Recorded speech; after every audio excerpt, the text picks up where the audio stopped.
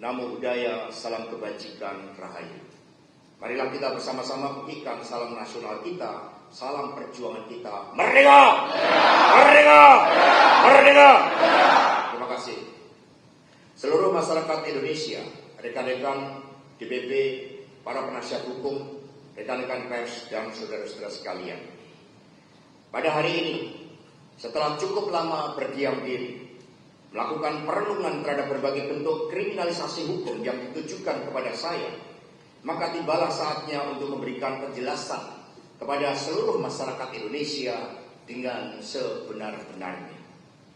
Apa yang menimpa saya tidak terlepas dari kepentingan politik kekuasaan. Mengapa?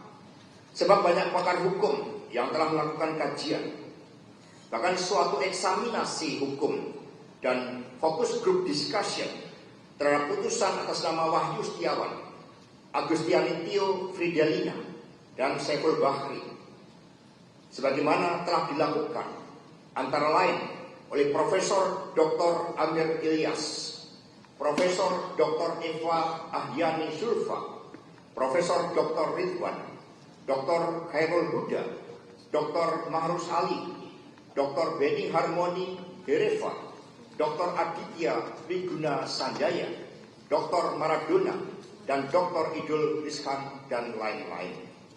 Dalam eksaminasi tersebut, nyata-nyata tidak ditemukan suatu fakta-fakta hukum atas penetapan saya sebagai tersangka, baik kasus suap maupun suatu tindakan melakukan obstruction of justice.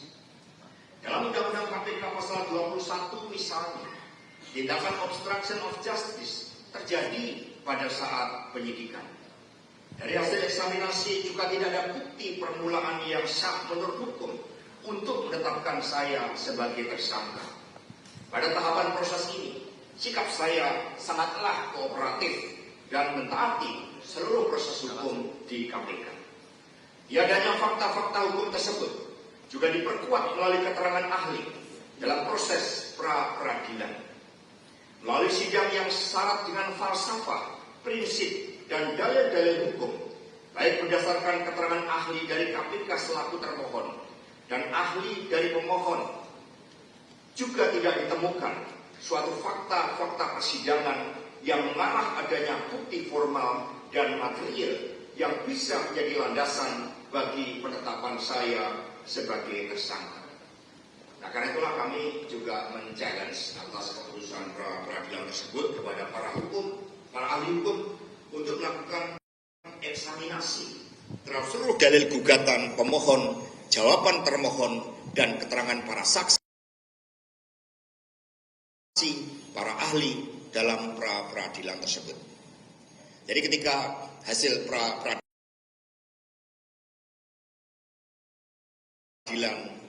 adalah NO, saya melaporkan kepada Ibu Megawati Soekarno Putri. Lalu Ibu Mega mengatakan, memberikan semangat kepada kami semuanya dan mengatakan, jangan khawatir, keadilan akan selalu menemukan jalannya. Jangan pernah khawatir, karena kita punya nafas perjuangan yang panjang. Jadi Ibu Mega mengatakan, kita punya nafas perjuangan yang panjang. Ini yang tidak mereka lihat. Dalam eksaminasi tersebut, nyata-nyata tidak ditemukan suatu fakta-fakta hukum atas penetapan saya sebagai tersangka kasus suap maupun suatu tindakan melawan obstruction of justice. Jadi itu perlu kami tegaskan kembali. Karena itulah seluruh masyarakat Indonesia, rekan-rekan pers yang saya hormati. Selain hal tersebut, ada fakta persidangan yang sangat menarik yang menyentuh aspek kemanusiaan dan nurani kita, yakni adanya intimidasi yang dilakukan oleh saudara Rosa Purbabekti terhadap saudari Tio. Demi ambisi menangkap saya, saudari Tio diintimidasi dan dibujuk dengan gratifikasi hukum sebesar 2 miliar rupiah. Syaratnya, saudari Tio harus menyebutkan keterlibatan saya. Apa yang disampaikan oleh saudari Tio tersebut dilakukan di bawah sumpah.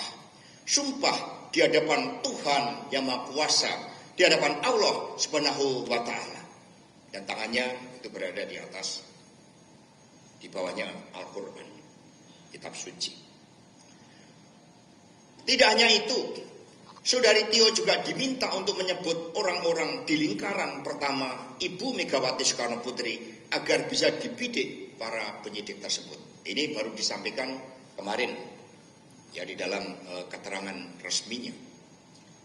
Demi melancarkan aksinya, Saudara Rosa Purbabekti sampai menggebrak meja dan mendesak untuk mengganti penasihat hukum Tio. Puncak intimidasi Saudari Tio adalah bahwa yang bersangkutan dikenakan cekal bersama suaminya untuk tidak bisa berobat ke luar negeri akibat kanker yang dideritanya. Padahal jauh sebelum kasus ini naik lagi ke permukaan, Saudari Tio sudah berulang kali berobat ke Guangzhou bagi penyembuhan penyakitnya. Namun agenda kemanusiaan ini pun diabaikan oleh Saudara Rosa Purbabekti. Saya meyakini jika Saudari Tio mengikuti kemauan Saudara Rosa, maka pencekalan itu pasti tidak akan terjadi. Jadi kisah sekitar 2014-2015. Saat itu Pak Dahlan Iskan juga mengalami hal yang sama. Beliau bertemu dengan Bu Mega. Karena satu juga ada persoalan hukum. Minta dibantu agar bisa berobat ke luar negeri. Maka demi kemanusiaan Ibu Mega lalu mengulurkan tangannya dan meminta saya untuk bertemu dengan Wakil Presiden Pak Yusuf Kalla dan bertemu dengan Menteri Hukum dan HAM saat itu Pak Lauli agar kemanusiaan inilah yang harus berbicara. Tetapi ini kemanusiaan ini yang sepertinya tertutup dalam diri Saudara Rosa Purbabekti. Berbagai fakta di atas semakin menunjukkan kuatnya agenda politik terhadap kasus yang menimpa saya. Bayangkan, terhadap Saudari Tio yang sudah bersifat kooperatif saja, bersikap kooperatif saja, masih diintimidasi seperti itu.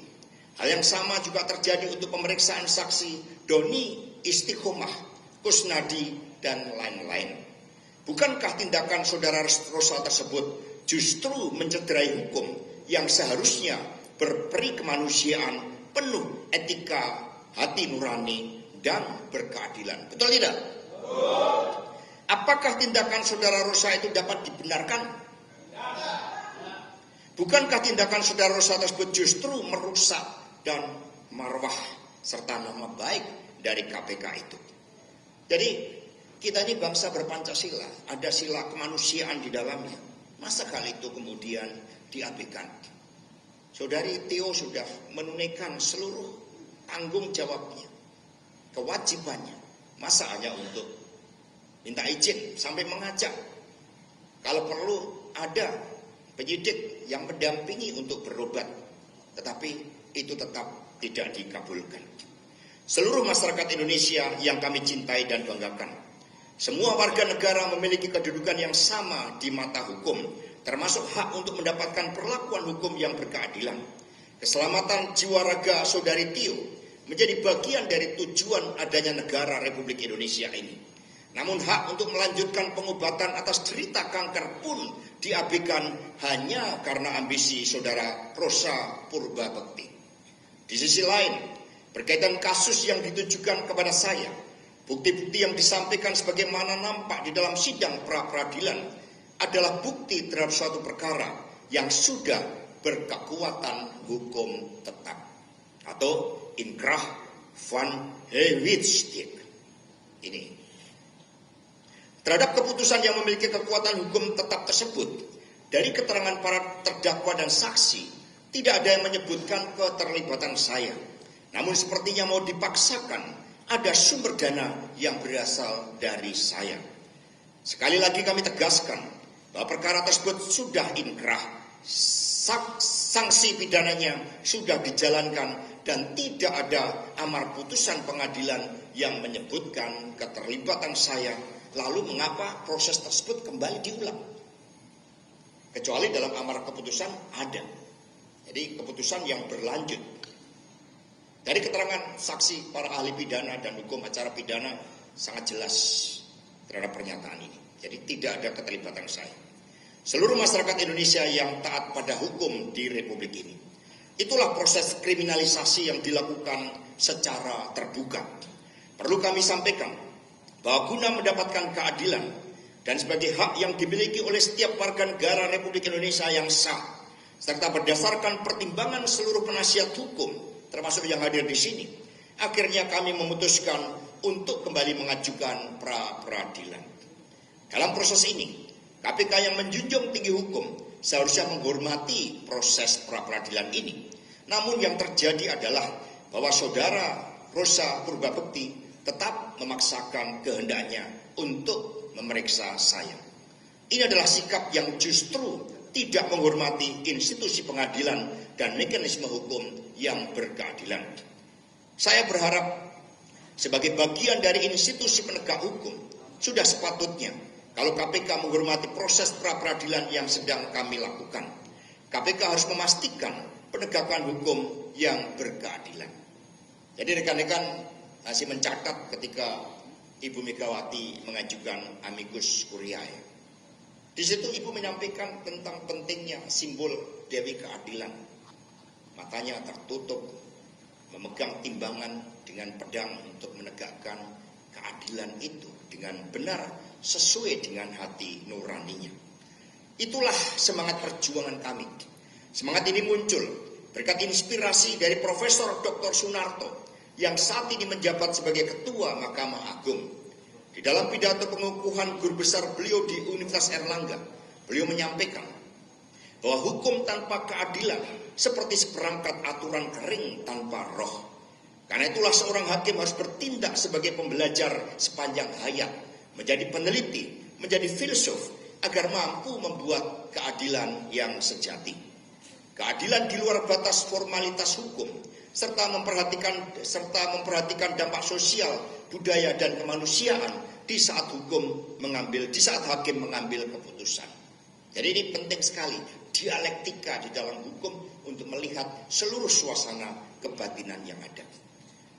Beliau lebih lanjut mengatakan bahwa keadilan tidak akan terwujud jika hakim hanya terpaku pada ilmu hukum semata. Keadilan juga akan sulit terwujud bila hakim hanya menjadi mesin yang memproses hukum. Baginya, menurut Prof. Sunarto, hakim harus bisa merasakan denyut keadilan yang hidup di setiap bagian jiwanya. Jadi betapa luar biasanya pendapat dari Prof. Dr. Sunarto ini. Seluruh masyarakat Indonesia yang kami cintai dan banggakan, rekan-rekan seperjuangan semua. Pendapat Profesor Sunarto tersebut oleh Ibu Megawati Soekarno Putri dikatakan sebagai secercah harapan ketika hukum dijauhkan dari rasa keadilan, terlebih di dalam menghadapi kegelapan demokrasi akibat abuse of power dari Presiden Jokowi. Secercah harapan tersebut saya gunakan sebagai momentum untuk menyampaikan kepada seluruh rakyat Indonesia bahwa saya siap dan akan selalu kooperatif mengikuti seluruh proses hukum di KPK. Hal yang sama juga saya harapkan dilakukan oleh Komisi Pemberantasan Korupsi. Jadi, kalau memang bersalah, saya siap untuk menjalankan seluruh tanggung jawab dan kewajiban.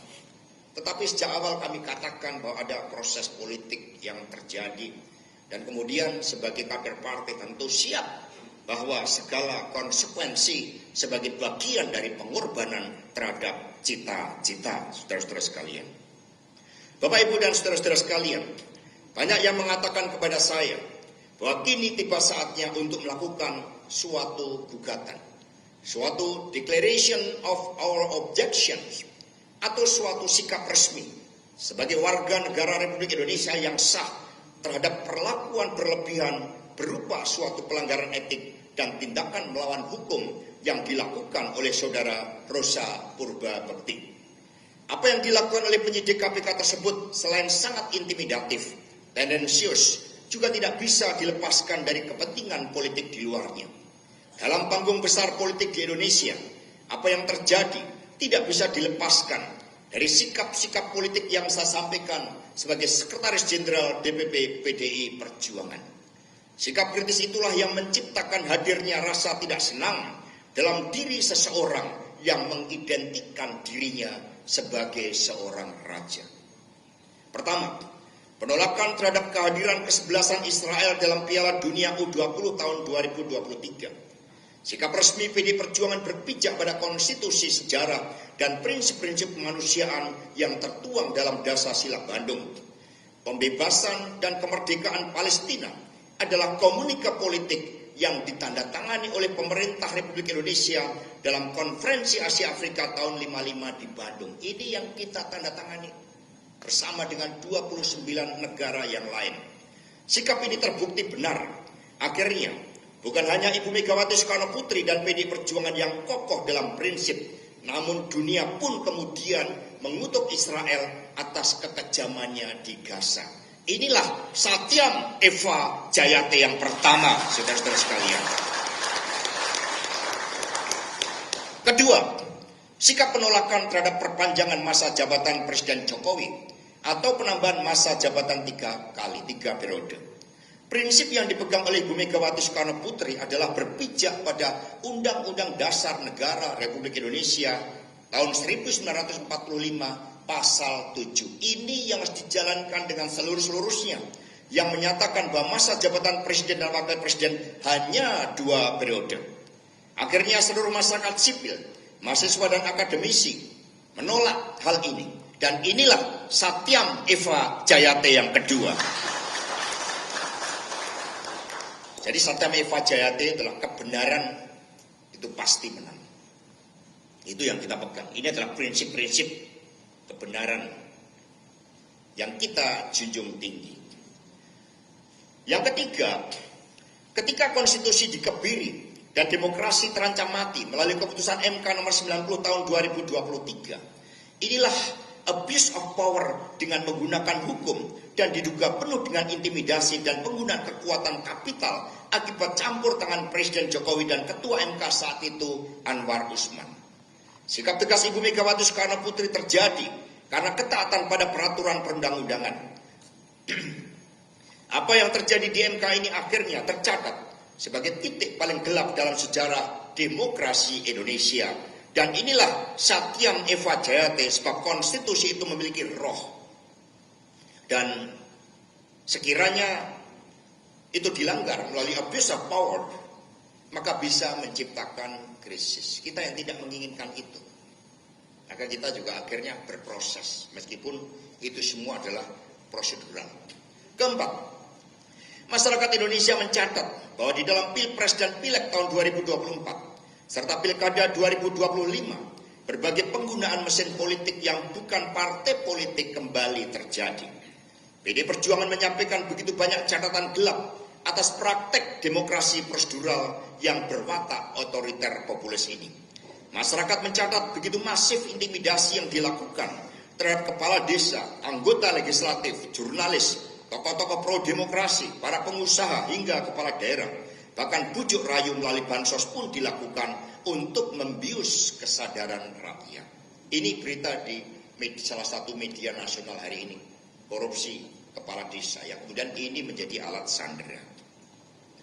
Terhadap berbagai penyalahgunaan bansos ini, pada tanggal 8 Februari yang lalu, Jenderal TNI Purnawirawan Luhut Binsar Panjaitan menyatakan bahwa dari 500 triliun dana bansos tersebut, hampir separuhnya atau 250 triliun yang sampai ke masyarakat. Inilah penyalahgunaan keuangan negara dalam proses elektoral. Ini yang seharusnya juga menjadi perhatian. Hadirin dan seluruh masyarakat Indonesia yang kami cintai dan banggakan, PD Perjuangan sangat menghormati KPK. KPK punya misi mulia untuk memberantas korupsi dan menegakkan akhlak bangsa. KPK didirikan oleh Presiden Megawati Soekarno Putri bukan untuk dengan wajah yang seperti saat ini. KPK seharusnya fokus untuk menangani kasus-kasus korupsi besar seperti illegal logging, kemudian tambang-tambang ilegal, judi online, narkoba dan lain-lain yang diduga banyak melibatkan aparatur negara. PD Perjuangan dan seluruh rakyat Indonesia akan memberikan dukungan penuh terhadap KPK jika benar-benar memberantas korupsi pada kasus-kasus yang merugikan keuangan negara. Saya bukanlah pejabat negara. Tidak ada kerugian negara terhadap kasus yang ditujukan kepada saya ini. Namun mengapa tidak hanya ditarget Kemudian proses-proses sampai melanggar HAM pun dilakukan oleh saudara Rosa Purba Bekti yang menggunakan KPK bagi kepentingan sempitnya. Karena itulah pada kesempatan ini saya bertanya, siapa yang berada di belakang penyidik saudara Rosa tersebut? Sehingga institusi KPK pun sepertinya kasus-kasus yang lain, dan kemudian ini yang sudah inkrah kembali diproses lagi dengan mengabaikan hukum acara pidana yang ada. Saudara-saudara sekalian, seluruh rakyat Indonesia yang kami cintai dan banggakan, sekiranya kami tidak diajarkan mencintai tanah air Indonesia, mencintai persatuan Indonesia, dan menghormati pemerintah negara yang saat ini dipimpin oleh Presiden Prabowo Subianto, maka berbagai skenario perlawanan pasti dilakukan. Ini banyak yang memberikan masukan kami. Namun kami percaya pada kekuatan etika moral, hati nurani, dan kebenaran. Ketika peristiwa kuda tulis saja di kantor ini, kami menempuh jalan hukum, apalagi untuk urusan ini. Jadi percayalah, kita taat sepenuhnya pada jalan hukum. Sekiranya perlawanan semesta dilakukan, jadi kalau mau ngikutin emosi, sekiranya perlawanan semesta dilakukan, pasti akan mengguncangkan. Namun kami tidak memilih jalan itu. Kami diajarkan oleh Bu Mega politik perdamaian, politik yang bukan hiruk pikuk. Kami lebih memilih perlawanan melalui jalan hukum. Kami diajarkan untuk menghormati pemerintahan Presiden Prabowo, meskipun posisi politik kami adalah penyeimbang. Namun demi keberpihakan pada kepentingan rakyat, bangsa, dan negara melalui DPR RI, karena keputusan di DPR itu diambil bersama-sama, banyak kebijakan strategis yang diberi dukungan oleh fraksi PDI Perjuangan DPR RI. Itu sikap kita. Maka kita tidak menjadi oposisi. Kita penyeimbang. Kita tidak ada kader yang kita tugaskan dalam jajaran menteri. Kita hormati seluruh kapasitas leadership dari Presiden Prabowo. Kita ikut bertanggung jawab di dalam menjaga stabilitas politik negara yang beliau pimpin. Kita ikut berjuang membangun masa depan negeri dengan penuh rasa cinta terhadap tanah air, sebagaimana juga menjadi semangat dari Presiden Prabowo. Kami juga mendukung upaya pemberantasan korupsi yang dilakukan KPK. Namun sekali lagi, KPK tidak boleh disalahgunakan oleh ambisi orang per orang penyidik hanya karena campur tangan kekuasaan politik yang ada di luarnya. Meskipun ini beberapa kali dibantah, tapi secara empiris fakta menunjukkan itu terjadi. Oleh karena itulah, Bapak Ibu dan saudara-saudara sekalian, kami mohon doanya pada hari Rabu tanggal 19 Februari 2025 besok, tim hukum PD Perjuangan akan mengadukan saudara Rosa Purba Bekti ke Dewan Pengawas KPK atas tindakan pelanggaran etik dan kesewenang-wenangan yang telah dilakukan. Ini mohon buat teman-teman pers, sikap kami ini bukanlah untuk melawan KPK. Sekali lagi, sikap ini bukanlah untuk melawan KPK. Ini di garis bawah. Sikap kami ini justru menjaga marwah KPK agar kembali pada misi utamanya. Sikap kami adalah dukungan nyata pada KPK dengan seluruh jajarannya. Jadi agar kita juga tidak dibenturkan. Karena itu Ibu Mega yang melahirkan.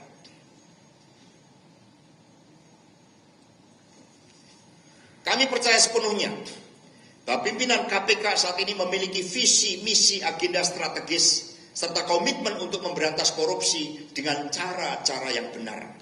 Kami percaya bahwa Dewan Pengawas KPK akan bertindak adil dan memiliki kedaulatan penuh tanpa intervensi pihak manapun untuk berani memeriksa saudara Rosa Purba Bekti yang nyata-nyata telah melakukan intimidasi dan proses penegakan hukum yang melanggar undang-undang. Tindakan yang dilakukan terhadap Kusnadi misalnya, dengan menyamar, membohongi, mengintimidasi, merampas barang-barang miliknya dan milik DPP PD Perjuangan, serta memeriksa selama hampir 3 jam tanpa surat perintah panggilan adalah tindakan melawan hukum. Dan itu dinyatakan oleh saksi ahli dari KPK sendiri, bahwa menyamar itu tidak boleh. Harus memperkenalkan diri terlebih dahulu, menunjukkan surat perintahnya. Ini tidak ada, maka dilakukan 5M tadi. Adalah barang-barang milik DPP. Ada buku yang memuat rahasia partai. Bayangkan rahasia pilkada kita, perintah-perintah ibu ketua umum kita, rapat-rapat partai.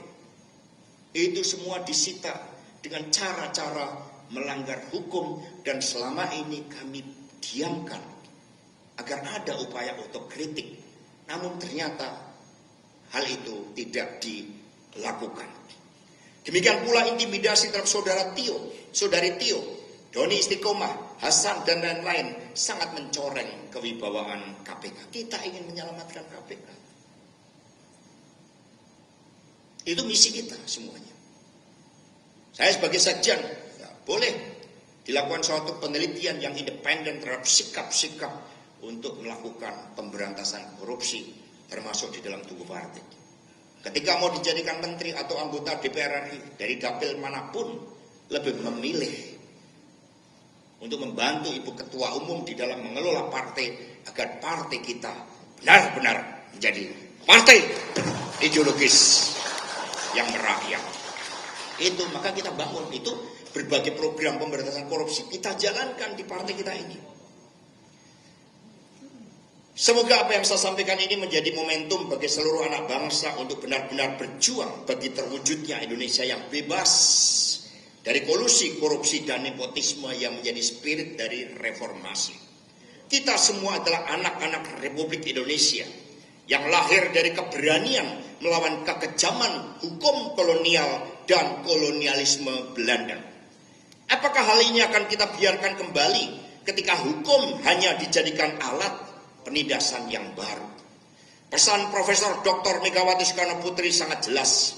Kita adalah warga negara yang merdeka, warga negara yang sah, warga negara yang memiliki hak dan kedudukan yang sama di mata hukum. Karena itulah jangan takut untuk menyuarakan kebenaran. Jangan pernah takut.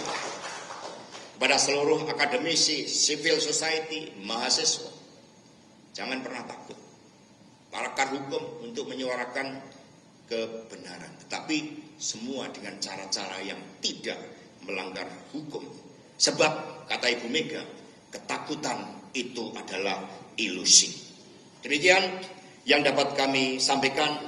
Terima kasih kepada rekan-rekan pers atas seluruh perhatiannya, dan mohon doa restunya agar seluruh ujian-ujian ini dapat kami jalani dengan sebaik-baiknya, dengan penuh kesungguhan hati.